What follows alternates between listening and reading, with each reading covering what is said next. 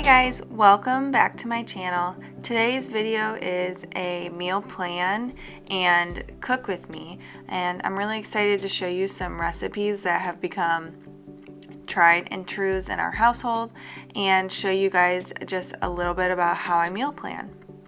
So I typically meal plan by hand with paper pencil. I just think that this works a little bit better for me, and I like to have an ongoing record of what I've eaten the week before, so you can see above where I'm writing is the week before's meal plan, so I can go back and see which meals we've had, which ones we haven't had in a while, and determine what we're going to eat for the week using that. I normally am doing the meal planning in a planner, but since it's the beginning of the year, I haven't snagged my planner yet, so I'm just doing it in this notebook where I like to do brain dumps and just keep different things written down, but all together. So I'm writing out the days of the week and then coming up with ideas for what I want to eat this week, and I will give you a zoomed in version here in a moment.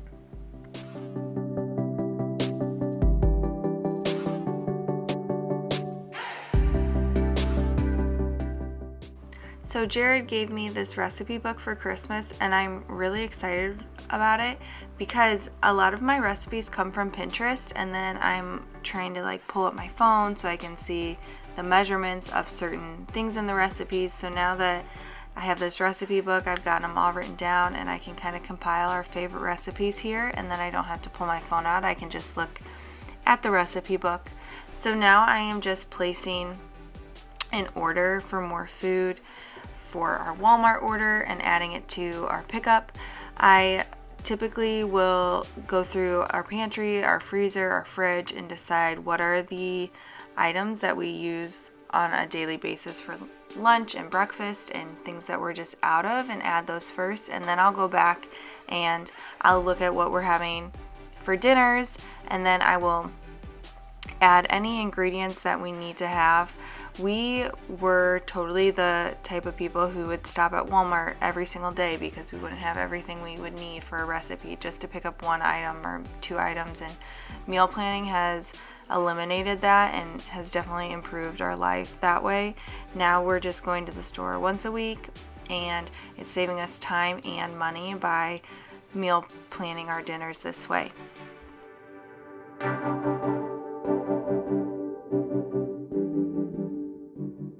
If you are new here, hi, thank you for being here. I'm so excited that you're here. My name is Jamison, and I am a stay-at-home mom of two kiddos under 2 for not much longer.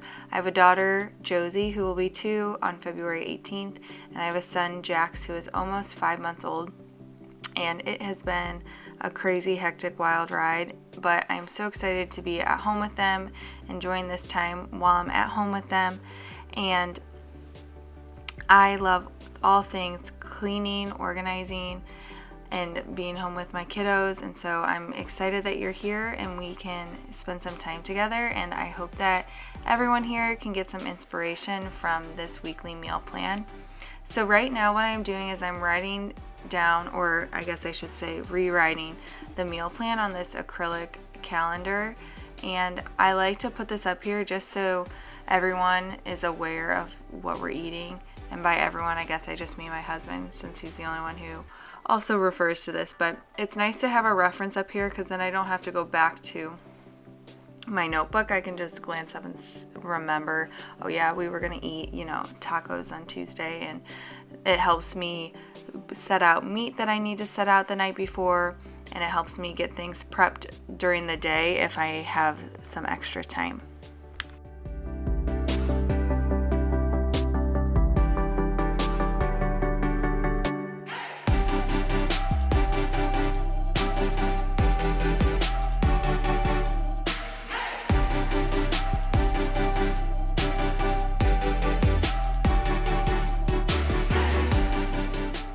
So now that the groceries are secured, I am just unloading my car and bringing them in. The good thing about the winter time is that with these 2 little kiddos, it is okay if I leave the groceries outside. They will not spoil, and I can go and grab them when I have a free moment.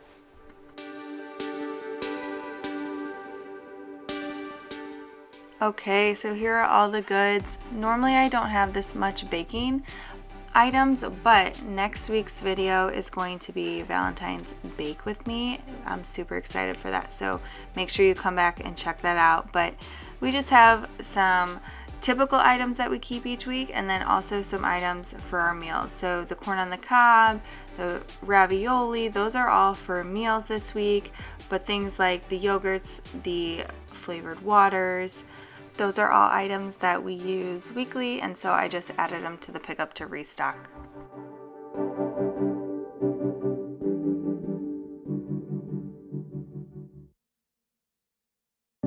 I try to add the fridge and the freezer items first, obviously, just to keep those items cold.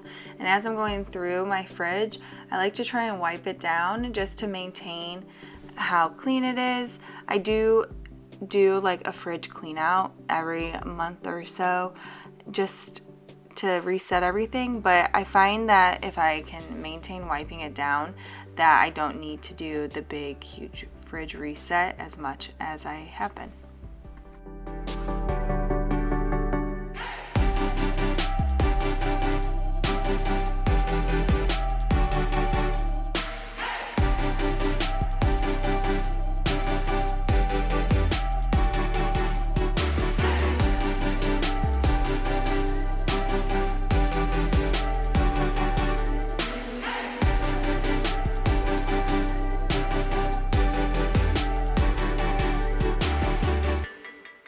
I don't know about you, but a fully stocked and organized fridge is what dreams are made of. Look how nice it looks.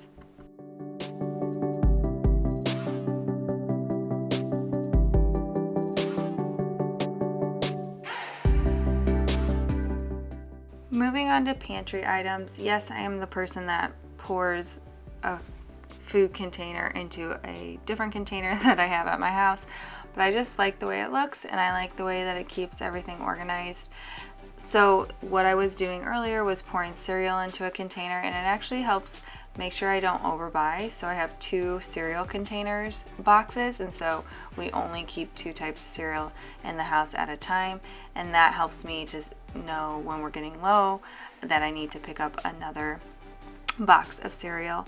Here I am just adding the bars to the snack mix, and now putting nuts in a container together, and just kind of getting all the snacky items put into clear containers so they're easy to see and it's just a little bit more aesthetic.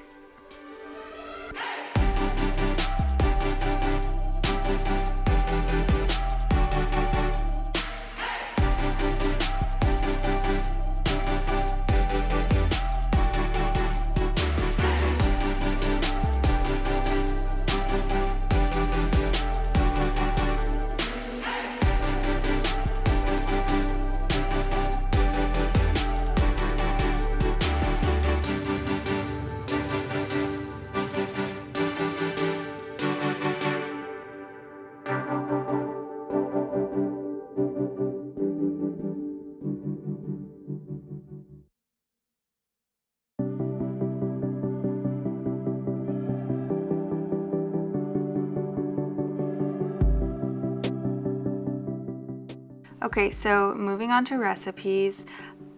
First one up is a taco recipe, and I know that most people have specific ways they like their tacos, or they already have a recipe, but if you're looking for a way to step up your taco recipe, I would suggest adding melted cheese. It is a total game changer. And then also adding rice to your tacos or burritos, it just levels up your meal a little bit. We're not big like taco people, but when we do have tacos or burritos, we like to make sure we have the melted cheese and the rice to add to it. So you'll see me here, I just cut up Velveeta into little tiny chunks, and now I'm adding Rotel to make our melted cheese. Last week I had a recipe that I used ground beef for, and so I cooked half of the ground beef and used it in our pasta recipe, and then the other half of the ground beef I added the taco seasoning to, and then had the plan to eat tacos this week. And so that's one way that meal prepping helps. And I already had that meat cooked, so it made tonight way easier than it would have been should I have had to make the meat and the cheese at the same time. This time I just had to make the cheese, and then we're going to assemble them. So you'll see me assemble a taco or a burrito for my husband, for myself, and then what I did for my almost 2-year-old. She did not eat very much of it, but we're just trying to expose her to all kinds of foods to see what she likes.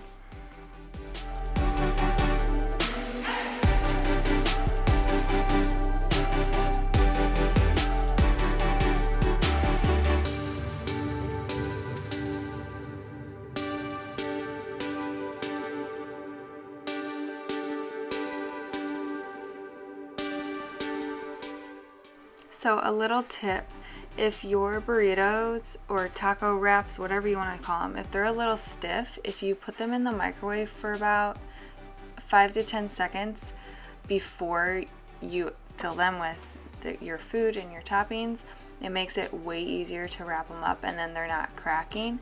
These were not hard, they were very, very fresh from the store, so I didn't have to do that. But if you're having struggles with wrapping it without breaking your wrap or your tortilla, then I suggest zapping it in the microwave for a little bit, and it will make it 100% better to fold.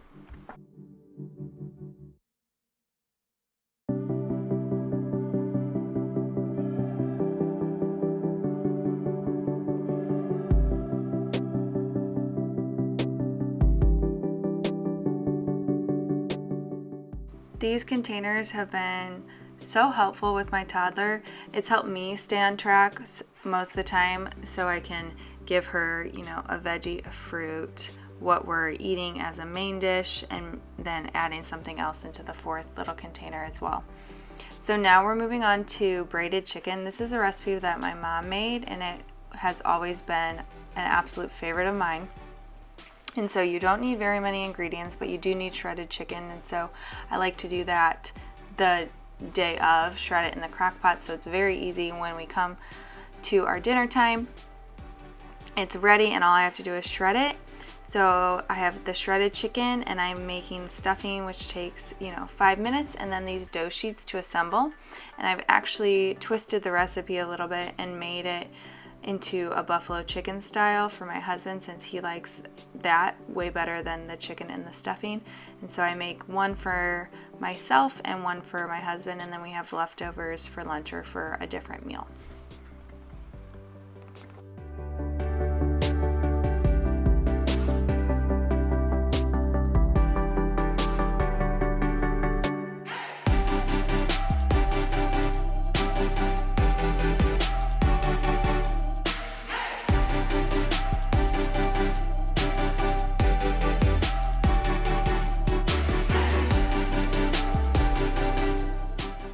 So this is where the meal gets its name. You just cut strips down the side. I like to do 10 on each side, and then you twist the strips of the dough sheet and wrap it over the mixture in the middle. So that one was chicken and stuffing, and then this mixture is going to be chicken, cheese, and buffalo sauce. And you do the same thing, cut 10 strips and you twist them over the top, and then you cook it in the oven just to make sure that the dough sheet gets cooked. So that's the only thing that really needs to cook, and then it kind of gets everything all nice and melted together in the oven.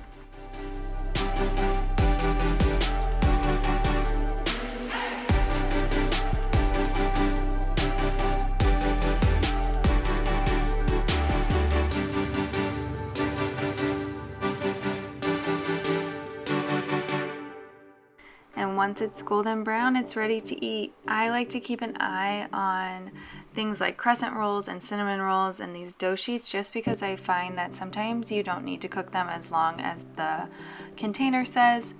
And here is what we ate. I actually gave my daughter a sample of both of our braided chickens, and she went for the buffalo chicken, so she's like her daddy in that way also. So my recipe book came in handy with our pizza sliders here. I was able to see the measurements of things that I needed, especially the butter topping. I never remember how much of the seasonings that I need, and so it's nice to have a reference there. So these pizza sliders are so easy. You just need Hawaiian rolls, cheese, pepperonis, and pizza sauce, and then you have a delicious, tasty slider.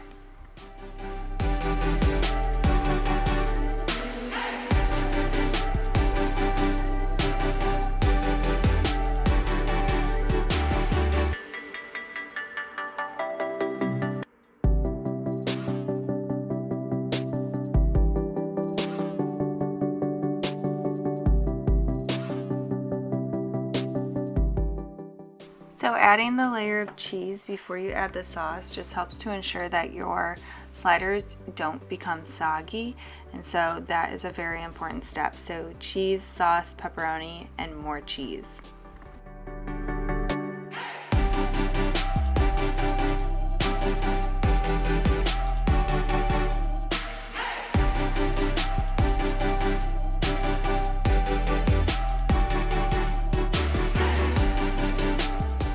So I used to be the person that would skip the butter topping, like I wouldn't add the butter and the Italian seasoning to the top of the sliders. I would just, skip that and cook it, but it really does add something to the recipe, and so if you're going to try it, please use it.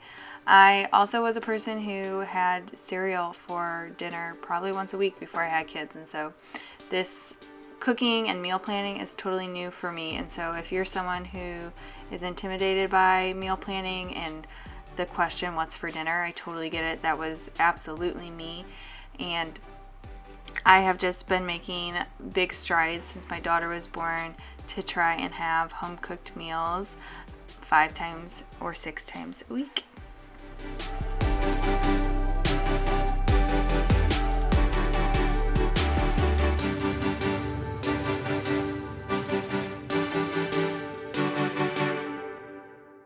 These sliders are so good and toddler approved.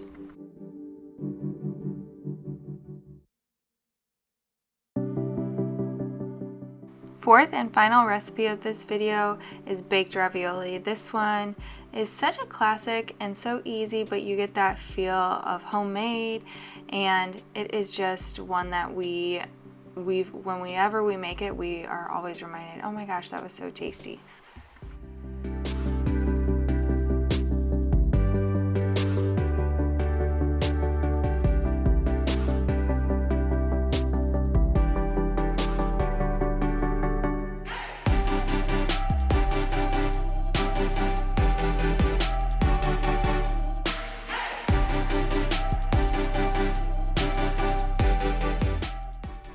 So easy to assemble, but can also be kind of messy. You'll see my cooktop there.